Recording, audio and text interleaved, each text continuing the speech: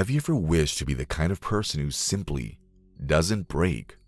Someone who isn't taken by rejection, isn't crushed by betrayal. Someone who doesn't get pulled under every time life gets heavy. Have you ever looked in the mirror and wondered when you'll finally stop pretending you're okay, when deep down, you're not? You smile, you keep going, you show up, but inside, there's that quiet ache, the fear of being misunderstood, the loneliness that creeps in, even in a crowded room, that deep exhaustion from always trying to hold it all together. Maybe you're tired of wearing armor that's too heavy, of building walls so high that even you can't climb over them anymore. You tell yourself you're strong, you tell yourself nothing bothers you, but in truth, you're just trying to survive the storm by pretending it doesn't exist. And you're not alone in this. We all do it, distracting ourselves, numbing ourselves, staying busy, staying funny, staying fine, all to avoid the real work, the part where we turn inward and face what's really there. Because, let's be honest, facing your own soul, that's not easy. It's terrifying. It means sitting with your wounds, your regrets, your anger, your unmet needs, your shame. It means acknowledging the parts of yourself you'd rather avoid. Today, let's break down Carl Jung's radical approach that our pain isn't something to escape, but to engage with. That what hurts us most can become our greatest teacher if we're brave enough to listen.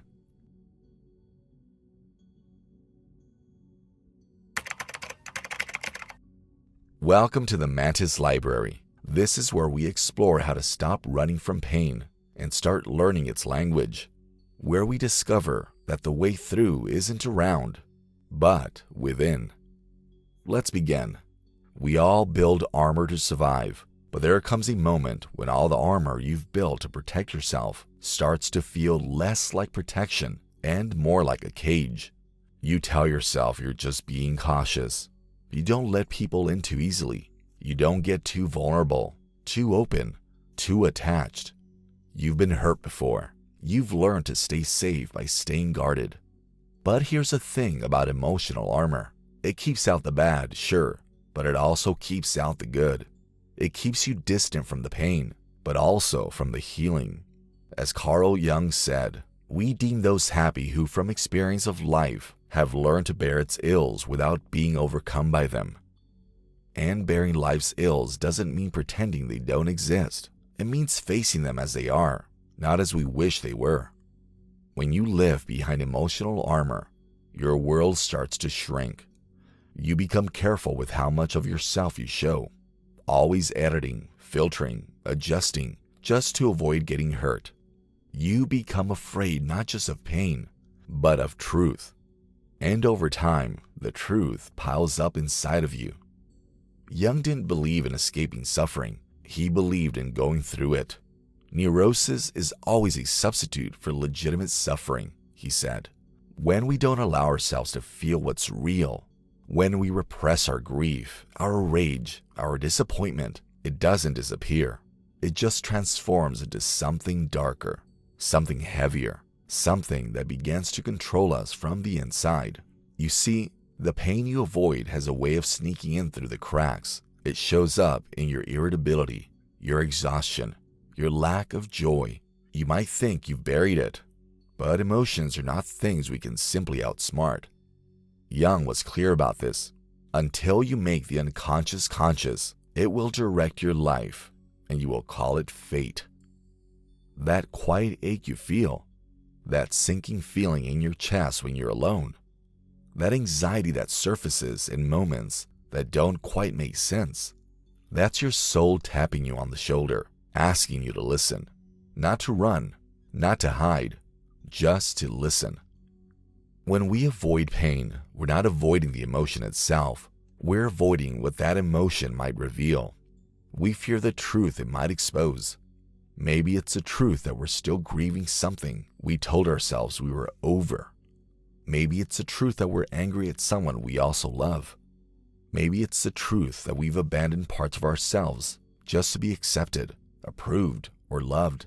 Jung believed that healing doesn't happen through avoidance, but through confrontation. And this confrontation isn't violent. It's intimate. It's not about waging war with your emotions. It's about becoming curious about them. What are they really trying to say? And this is where the shadow enters. That hidden part of you, the part you'd rather not see. The part you deny, suppress, and avoid. The part that still flinches at a harsh word, that still remembers a betrayal, that still carries a shame. Jung called the shadow everything that the subject refuses to acknowledge about himself, and yet is always thrusting itself upon him directly or indirectly. It's that part of you that gets reactive when someone hits a nerve, the part of you that feels rejected even when no one meant to reject you, the part of you that gets defensive, cold, angry, not because you're cruel, but because you're wounded. Your reactions are not random, they're clues.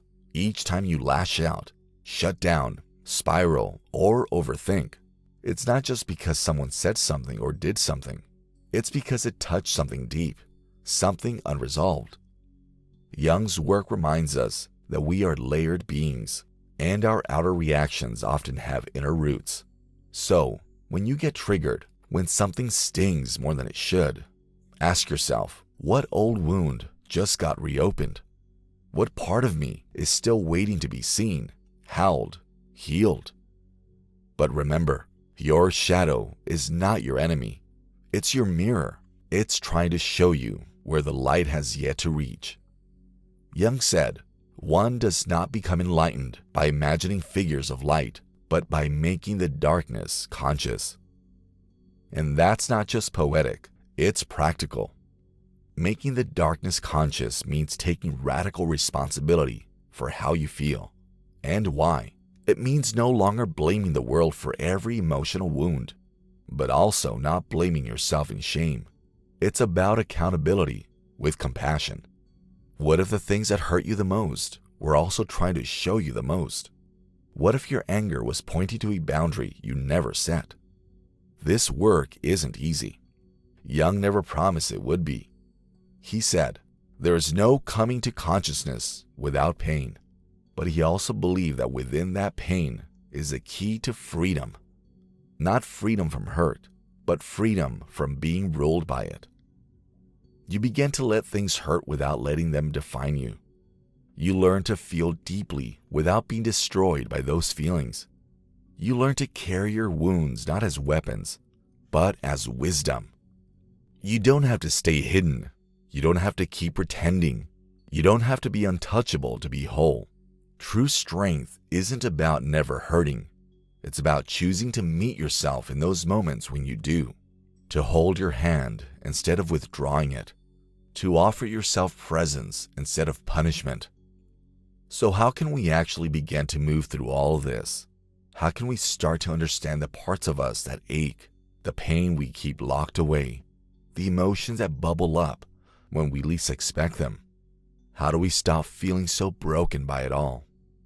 The truth is, your pain isn't meaningless. It's not random. It's not weakness. It's communication. It's your soul speaking in its most honest voice. And every ache, every heartbeat, every moment of feeling too much or not enough, it's all part of a deeper message.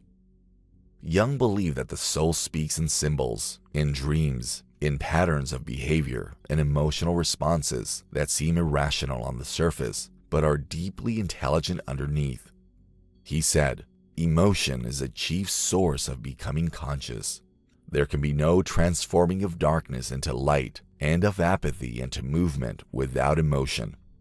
So the feelings we often try so hard to suppress are actually your compass.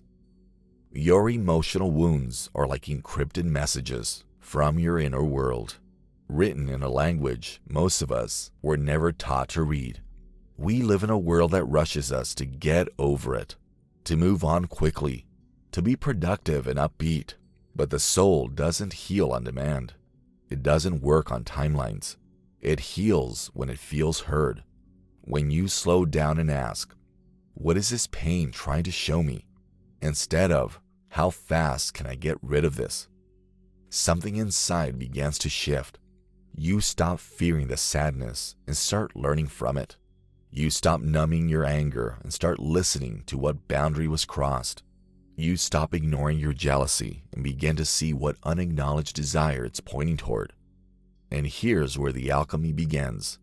Because once you begin to decode your emotional wounds, something unexpected happens. The very pain that once felt like it would break you becomes a foundation for your becoming. Jung called this process individuation, the process by which a person becomes a psychological individual, that is, a separate, indivisible unity or whole. It's not about becoming perfect, it's about becoming whole. Pain isn't the obstacle to your growth, it's the doorway. You meet your inner child, the wounded parts of you who never got what they needed, and instead of judging them or pushing them away, you start offering what was once withheld: compassion, validation, love. Turning hurt into a pathway to individualism means you no longer see your suffering as something that just happened to you. You see it as something that shaped you. You allow it to carve out a deeper self, a wiser self. Jung said, the most terrifying thing is to accept oneself completely. And that includes the parts of you you've judged, rejected, disowned. The shame, the anger, the sorrow, they all belong. And when you can look at them without flinching, when you stop pretending they're not there, when you can hold them in your hands like something sacred instead of something shameful, you begin to transform. The beauty of this transformation is that it leads to a kind of resilience that isn't performative. It's not about looking strong. It's about being rooted. The world can still shake, but you don't get knocked over the same way. Not because nothing bothers you anymore, but because you've learned how to return to yourself in the middle of the storm. You've learned how to ground yourself in something deeper than fear, deeper than avoidance. Jung often emphasized this kind of inner stability as a foundation for the self with a capital S, the archetype of wholeness, the inner center that holds all the opposites together. The self isn't about ego, it's about essence, and you can only reach it through integration, by walking through the fire, not around it. This is soul-based resilience. It's not built by avoiding hard truths or forcing toxic positivity. It's built by looking directly into the mirror and saying, even this, I can face this too. It's a kind of strength that whispers, I'm still here. Even when everything else falls apart. It's not dramatic or loud. It's quiet, grounded, unshakable. Jung said, the privilege of a lifetime is to become who you truly are, and becoming who you truly are means walking through the shadows, not denying them. It means facing your pain not as a failure, but as a teacher. And here's a paradox. The more you face what hurts, the less power it holds over you. The more you listen to your soul's language, the deeper that ache, the louder that silence, the truth beneath the tears, the more you discover that what you thought was breaking you was actually remaking you. You begin to live from your core instead of your wounds. You stop defining yourself by what happened to you and start shaping yourself through what you've made of it. When you connect to this deeper self, you're not just reacting to life anymore. You're responding with wisdom. You're not just surviving, you're evolving. You begin to trust your own depths. You begin to find beauty in the broken places. You begin to believe that maybe, just maybe, you were never meant to be unbreakable. You were meant to be whole. And wholeness, as Jung taught, includes everything: light and shadow, joy and grief, strength and softness. This is not easy work. It's not glamorous. There are no shortcuts, no quick fixes. But it's real, and it's lasting, and you deserve to know what it feels like to stand inside your own life with clarity and courage. You deserve to stop pretending and start connecting. You deserve to live from a place that cannot be taken away from you because it's not built on what you show the world. It's built on what you've reclaimed from within. So don't be afraid of the pain. Don't run from it. Sit with it. Learn its language. Let it speak. Because in doing so, you're not falling apart. You are falling into yourself. You are becoming the person who no longer needs to wear heavy armor. The person who can be soft and still survive. The person who doesn't just endure life, but transforms through it. That is a real work. That is a real freedom. And if you like this video, make sure to like, share, and subscribe. Until next time, stay curious, stay mindful, and never stop exploring. We'll see you again in Mantis Library.